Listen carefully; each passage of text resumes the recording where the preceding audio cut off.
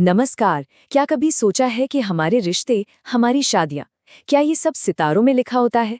खासकर जब बात तलाक जैसी किसी बड़ी चीज की हो। आज हम इसी सवाल को कुरेदेंगे, और वो भी एक सच्ची और काफी चौंकाने वाली कहानी के जरिए। देखिए, प्यार में पागल होना ये तो हम सबने सुना है, फिल्मों में देखा है। लेकिन तलाक से पागल होना, ये सवाल, ये सिर्फ एक कहावत नहीं है।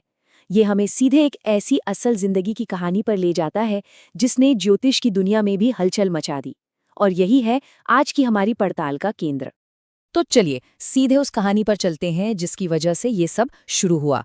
ये कहानी सिर्फ एक शादी के टूटने की नहीं है। नहीं, ये कहानी है एक इंसान के पूरी तरह से, मतलब पूरी तरह से बिखर जाने की। तो होता यह है कि एक शख्स हैं, उम्र 30 के पार। उनकी एक अरेंज मैरिज होती है, सब ठीक लगता है। लेकिन कुछ ही महीनों में परिवार में खटपट शुरू हो जाती है और बात तलाक तक पहुंच जाती है। अब यहाँ तक तो ये दुखद है, पर ऐसा होता है। लेकिन असली कहानी अब शुरू होती है। उनकी पत्नी तो आगे बढ़ जाती हैं, दोबारा शादी कर लेती हैं। पर वो शख्स, वो पूरी तरह से टूट जाते हैं।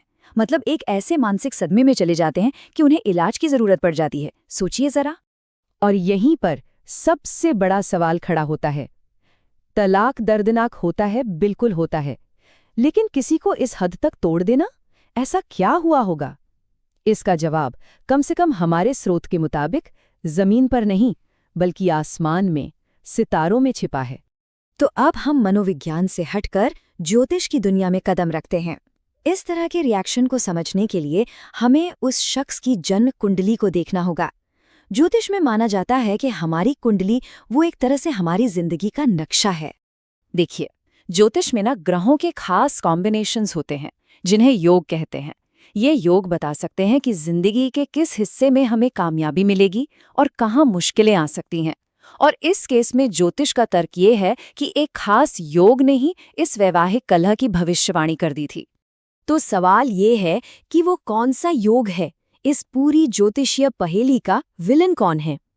तो जी, वो है चंद्र और मंगल की युति।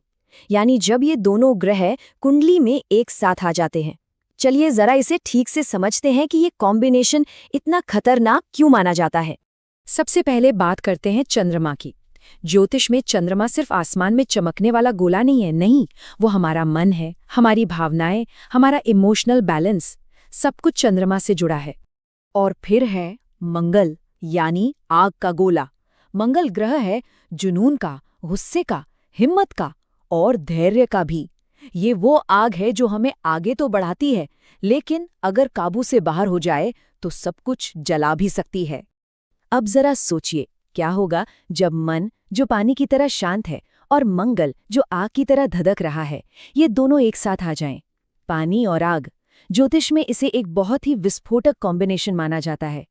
कहते हैं कि ऐसे में जब भी कोई तनाव या दबाव आता है ना, तो इंसान का धैर्य जवाब दे जाता है, खून खौलने लगता है, और नतीजा, इंसान मानसिक और शारीरिक दोनों तरह से कमजोर पड़ जाता है। लेकिन रुकिए, बात सिर्फ इन दो ग्रहों के साथ होने की नहीं है। बात यह भी है कि ये कुंडली में बैठे कहाँ हैं। देखिए, कुंडली में 12 घर होते हैं जिन्हें भाव कहते हैं।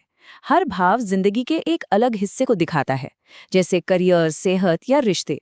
और जब यह चंद्र मंगल की जोड़ी शादी, ब्याह और पार्टनरशिप से जुड़े भावों में बैठ जाती है, जैसे कि पहला, दूसरा, 7वां या 8वां भाव, तो इसका असर सबसे ज्यादा खतरनाक माना जाता है। तो क्या इसका मतलब ये हुआ कि जिसकी भी कुंडली में ये योग है, उसकी शादीशुदा जिंदगी में तबाही लिखी है? क्या कोई रास्ता नहीं है? ज्योतिष कहता है। इसका एक काट भी है, एक तरह का ज्योतिषीय तोड़।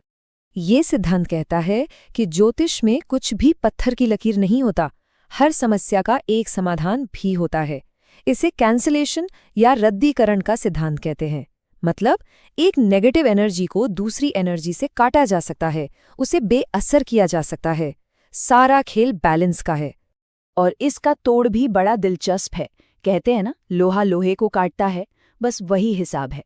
ज्योतिषीय सिद्धांत ये है कि अगर किसी एक पार्टनर की कुंडली में ये चंद्र मंगल का मुश्किल योग है और दूसरे पार्टनर की कुंडली में भी ठीक वैसा ही योग है, तो वो दोनों एक दूसरे के बुरे असर को खत्म कर देते हैं।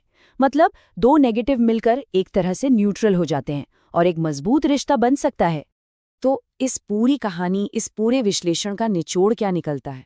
वो ये है कि बात सिर्फ कंपैटिबिलिटी की नहीं है, बल्कि गहरी ज्योतिषीय कंपैटिबिलिटी की है। ये पक्का करना कि ग्रहों की ऊर्जा आपस में टकराए नहीं, बल्कि एक दूसरे का साथ दें। तो फिर आखिरी सलाह क्या है? सलाह ये है कि रोकथाम इलाज से बेहतर है।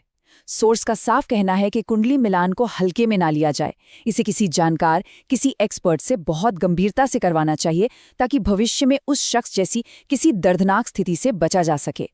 और इसी सवाल के साथ हम आज की बात खत्म करते हैं कि क्या असली कंपैटिबिलिटी, असली तालमेल सिर्फ आदतों और व्यक्तित्व में नहीं, बल्कि सितारों में भी ढूंढा जा सकता है।